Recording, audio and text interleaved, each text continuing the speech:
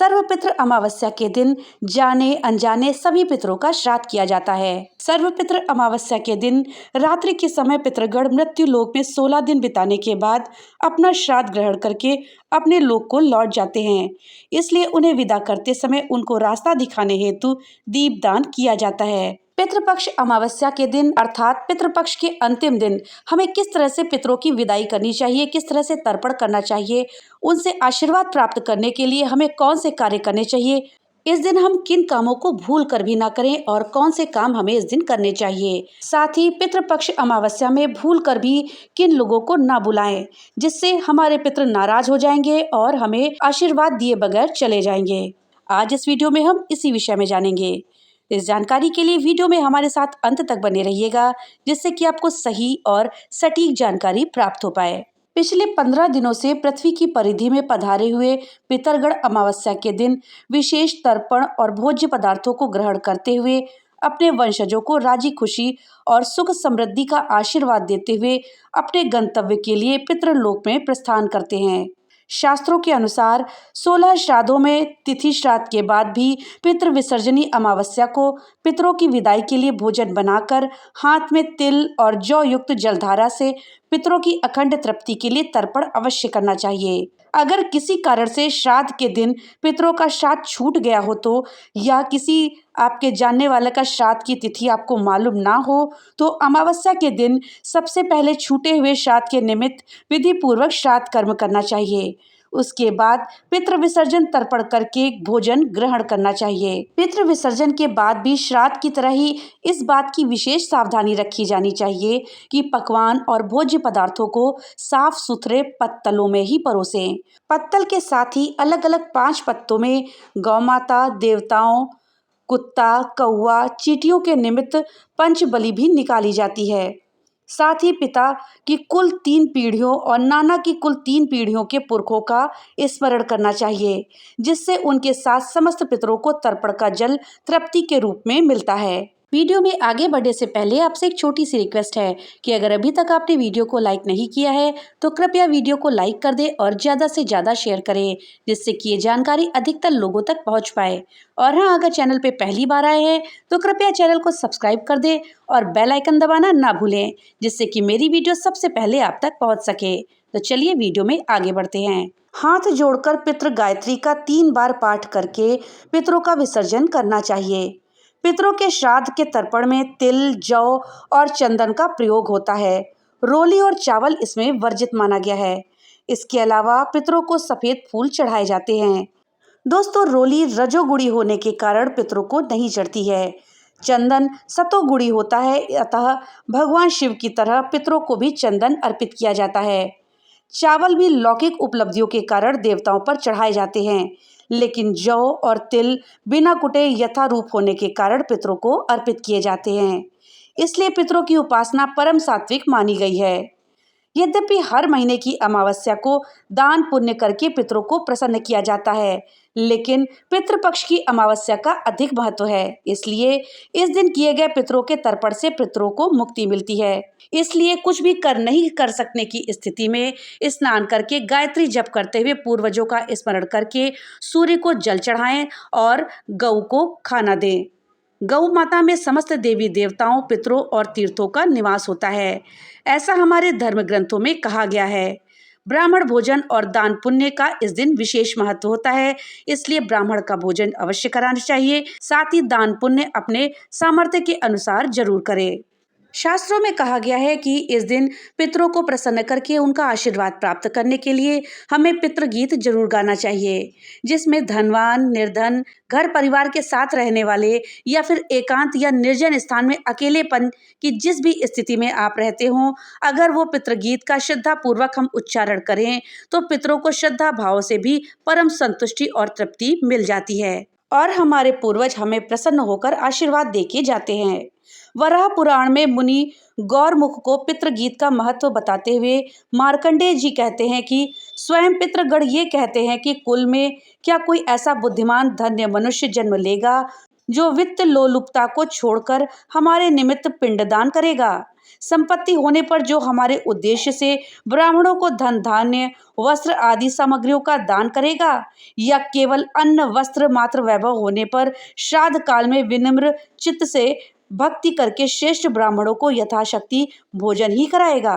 अन्न देने में भी असमर्थ होने पर ब्राह्मण श्रेष्ठों को अन्न, फल मूल, जंगली शाक देगा। अगर इसमें भी असमर्थ रहा तो किसी भी द्विजेष्ठ को प्रणाम करके एक मुट्ठी काला तिल ही देगा। इससे हमें परम संतुष्टि प्राप्त होगी। इस प्रकार ये कहा जा सकता है कि पूर्वज पितरों को श्रद्धा पूर्वक जो कुछ भी दिया जाता है उसको वो सहर्ष ही स्वीकार कर लेते हैं, क्योंकि श्राद्ध का अर्थ ही श्रद्धा होता है। इसलिए श्रद्धा भाव से जो भी किया जाए उससे पितृपक्ष खुश हो जाते हैं और हमें आशीर्वाद देते हैं। दोस्तों, पितृपक्ष में श्राद्ध करके पितृ अमावस्या के बाद सूर्यास्त के समय पूर्ण आदर और श्रद्धा से पितरों की विदाई हमें जरूर करनी चाहिए। मान्यता है कि जो लोग पितृ अमावस्या के दिन पूर्वजों की विदाई ठीक ढंग से नहीं करते हैं उनको पितृदोष लगता है और उसे पूरे वर्ष भर परेशान रहना पड़ता है। सर्वपितृ अमावस्या के दिन रात के समय पितृगण मृत्यु लोक में 16 दिन बिताने के बाद अपना श्राद्ध ग्रहण करके अपने लोक को लौट जाते हैं। इसलिए उन्हें विदा करते समय उनको रास्ता दिखाने हेतु दीपदान जरूर करते हैं। इसमें शास्त्रीय विधानानुसार पितृ अमावस्या के दिन सूर्यास्त के समय प्रदोष काल में गंगा नदी, तालाब, कुएं, किसी भी तट पर या किसी किनारे पर, चौराहे पर दीप प्रज्वलित करके पितरों का सिमरन हमें जरूर करना चाहिए। इसके बाद दक्षिण दिशा की ओर मुख करके दीपों को गंगा में प्रवाहित करके पितरों से अपने जाने अनजाने में हुई भूलों की क्षमा मांगते हुए उनकी विदाई करें। पितरों से आप प्रार्थना करें कि हमारे समस्त ज्ञात अज्ञात पितृगण, हमने सच्चे मन से आपका तर्पण किया है, श्राद्ध किया है। अगर हमसे कुछ भूल हो गई हो तो हमें क्षमा कर दे। हम पर सदैव अपना स्नेह, अपना आशीर्वाद बनाए रखें। हमारे घर, हमारे परिवार, कारोबार के किसी भी प्रकार के संकटों को दूर करें और प्रसन्न होकर अपने लोक में पधारे। हिंदू धर्म में पीपल का बहुत ही महत्वपूर्ण स्थान है। पीपल में 33 करोड़ देवी देवताओं का वास भी माना गया है। भगवान वासुदेव ने भी कहा है कि वृक्षों में मैं पीपल हूँ। पीपल में हमारे समस्त पितरों का भी वास माना गया है। इसलिए श्राद्ध पक्ष में तो इसका बहुत ही महत्व बताया गया है। इसलिए अगर आप गंगा नदी के तट पर ना पहुंच पाए तो आप पीपल के वृक्ष के चारों ओर दीपक को जला करके दक्षिण दिशा की ओर मुख करके पितरों का सिमरन करते हुए उनकी विदाई करें। अगर नदी या पीपल पर दीपक आप ना जला पाएं तो शाम के समय प्रदोष काल में अंधेरा होने पर घर के बाहर दक्षिण दिशा में या घर की छत पर दक्षिण दिशा में ओम नमो भगवते वासुदेवाय मंत्र का जाप करते हुए दीपक जलाएं और पितरों से अपनी भूल के लिए क्षमा मांगे और उनको खुशी खुशी विदा करें। अगर आपके घर के बाहर दीपक जलाना हो आपको तो दीपक जलाकर एक गिलास या लोटे में पानी लेकर अपने घर से दक्षिण दिशा की तरफ पानी गिराते हुए 7 कदम चलें। फिर दक्षिण दिशा में मुख करके पहले यमराज जी, चित्रगुप्त जी, फिर अपने आदि पितृ वसु, रुद्र, आदित्य जी को प्रणाम करके उनसे पूरे श्राद्ध पक्ष में किए गए तर्पण, श्राद्ध दान आदि का पुण्य पितरों को प्रदान करने, उनसे अपने पितरों को मोक्ष प्रदान करने, पितरों को स्वर्ग में स्थान दिलाने की प्रार्थना करें। उसके बाद अपने पितरों से श्राद्ध पक्ष में हुई अपनी समस्त भूलों के लिए क्षमा मांगते हुए उनसे अपने घर में सुख समृद्धि का आशीर्वाद मांगे और उनको प्रसन्नता पूर्वक पितृलोक की ओर जाने का आग्रह करके उनकी विदाई करें। मान्यता है कि पितृपक्ष की अमावस्या पर उनके निमित्त दक्षिण दिशा में दीपक जलाने से उनका पितृलोक में वापसी का मार्ग प्रशस्त होता है और वे हर्षपूर्वक आसानी से अपने लोक में वापस चले जाते हैं। इस तरह पितरों को संतुष्ट करके उनको प्रसन्न करके विदा करने से पितरों का आशीर्वाद उन जातक, उसके परिवार और घर पर सदैव बना रहता है। साल 2024 में वैदिक पंचांग के अनुसार अश्विन माह की अमावस्या तिथि 1 अक्टूबर 2024 को रात में 9:39 पर शुरू होगी और इसका समापन 3 अक्टूबर 2024 को रात में 12:18 पर होगा। पंचांग के आधार पर सर्वपितृ अमावस्या बुधवार 2 अक्टूबर को मनाई जाएगी। दोस्तों, अब ये जानते हैं कि पितृपक्ष की अमावस्या के दिन आपको किस विधि से तर्पण करना चाहिए। क्या है तर्पण की विधि? दोस्तों, पितृपक्ष में हर दिन पितरों के लिए तर्पण करना चाहिए। तर्पण के लिए सबसे पहले देवों के लिए तर्पण करते हैं। तर्पण के लिए आपको कुश, अक्षत, जौ और काला तिल का उपयोग करना चाहिए।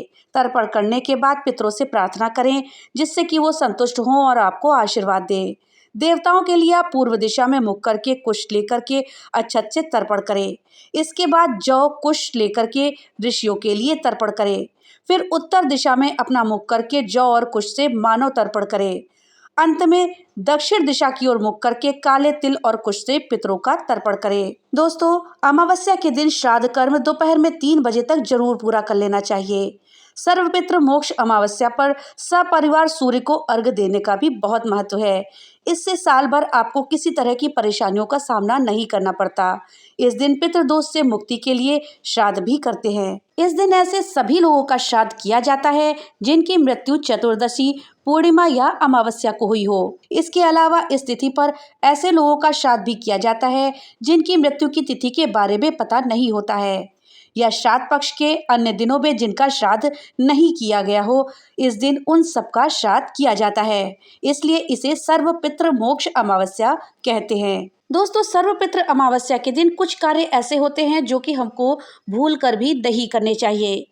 कहते हैं कि इस दिन ब्राह्मणों को भोजन कराने और दान देने का बहुत महत्व है। इस दिन ब्राह्मणों को भोजन कराने या दान देने से हमें पुण्य फल की प्राप्ति होती है, लेकिन चरित्रहीन, रोगी या मांस खाने वाले व्यक्ति को श्राद्ध कर्म में नहीं बुलाना चाहिए। सर्वपितृ अमावस्या पर चना, हरी सरसों के पत्ते, जौ, मसूर की दाल, मूली, लौकी, खीरा और काला नमक नहीं खाते हैं। सर्वपितृ अमावस्या पर अपने घर में आने वाले किसी भी जीव या अतिथि का अनादर नहीं करना चाहिए। इससे आपके पितर आपसे नाराज हो सकते हैं। सर्वपितृ अमावस्या के दिन पूर्वजों को हमेशा ताजे और सुगंधित फूल ही चढ़ाएं। इसके लिए गुलाब या सफेद रंग के फूल आप चुन सकते हैं और पितरों का पिंडदान नदी या झील के किनारे ही किया जाना चाहिए। दोस्तों, कहा जाता है कि सर्वपितृ अमावस्या के दिन हमें कुछ लोगों को भूल कर भी नहीं बुलाना चाहिए। अगर हम उन लोगों को बुलाते हैं, भोजन कराते हैं, तो पितृ नाराज हो जाते हैं और हमसे रुष्ट होकर चले जाते हैं, अपना आशीर्वाद हमें नहीं देते हैं। तो चलिए जानते हैं कि किन लोगों को हमें नहीं बुलाना चाहिए इस दिन, और ना ही इस दिन बुला करके भोजन कराना चाहिए। दोस्तों, कहते हैं कि चरित्रहीन व्यक्ति हो या कोई रोगी व्यक्ति हो, इसके साथ ही अगर कोई मांस या मदिरा खाने वाला व्यक्ति हो, तो उस व्यक्ति को श्राद्ध कर्म में भूलकर भी हमें अपने घर में नहीं बुलाना चाहिए। अगर हम ऐसे व्यक्ति को अपने घर में बुला करके श्राद्ध का भोजन कराते हैं तो पुत्र हमसे नाराज होते हैं और हमें अपनी कृपा नहीं देते हैं, साथ ही हमको आशीर्वाद दिए बगैर रुष्ट होकर के इस दिन चले जाते हैं। तो दोस्तों, ये थी जानकारी कि हमें सर्वपितृ अमावस्या के दिन पूर्वजों के निमित्त किस तरह से श्राद्ध तर्पण करना चाहिए, हम पितरों की विदाई किस तरह से करें जिससे कि वो हमें सुख समृद्धि का आशीर्वाद देते हुए जाए। जानकारी अगर अच्छी लगी हो तो हमें कमेंट बॉक्स में लिख करके जरूर बताइएगा। तो मिलते हैं अगली नई वीडियो के साथ, तब तक के लिए राधे राधे।